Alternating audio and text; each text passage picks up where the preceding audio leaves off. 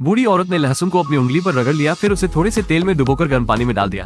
इसे 5 मिनट के लिए गर्म पानी में उबालें और फिर इसे बाहर निकालें। फिर उसने इसे एक पट्टी से लपेट लिया। कुछ दिनों के बाद बूढ़ी महिला ने पट्टी खोली, उंगली और भी बदसूरत हो गई। इसने बूढ़ी औरत को हताश और दुखी बना दिया। पिछले शुक्रवार को बूढ़ी औरत बाहर गा रही थी। राजा ने उसका गाना सुना। राजा तुरंत मुग्ध हो गया। राजा उसका चेहरा देखने वाला ही था, लेकिन जब तक बूढ़ी औरत अपने घर के अंदर जाने लगी, लेकिन इससे राजा ने सोचा यह महिला कोई और होगी। इसलिए जब वो महल में लौटा तो वो तुरंत उसके आदमी को कीमती हार देने के लिए भेजता है। बूढ़ी औरत को हार मिलने के बाद बहुत खुशी होती है। वो उसे पहन लेती है। वो आईने में अपने आप को देखती है। उसे ऐसा लग रहा था मानो वो फिर से 18 साल की हो गई हो। लेकिन फिर उसकी बहन ने उसे हार वापस करने के लिए कहा और कहा दिन में सपने देखना बंद कर दो। लेकिन बूढ़ी औरत को लगा कि यह उसके भाग्य को बदलने का एकमात्र मौका है। वो इस अवसर को जाने नहीं दे सकती थी। जब रात में राजा उसके दरवाजे पर आया, वो सुंदर लड़की को देखने के लिए तैयार था। राजा ने अंदर से कोई प्रतिक्रिया नहीं देखी, इसलिए वो दरवाजे पर चिल्लाया। फिर बूढ़ी औरत समझाने के लिए दौड़ी, मैं सिर्फ एक गरीब लड़की हूँ, मैं मालिक के लायक नहीं हूँ। राजा ने जब उसकी आवाज सुनी तो राजा की इच्छा मजबूत और मजबूत हो गई। बूढ़ी औरत ने राजा को इसी समय परसों फिर से आने के लिए कहा और कहा पहले वो अपनी एक उंगली उसे दिखाएगी।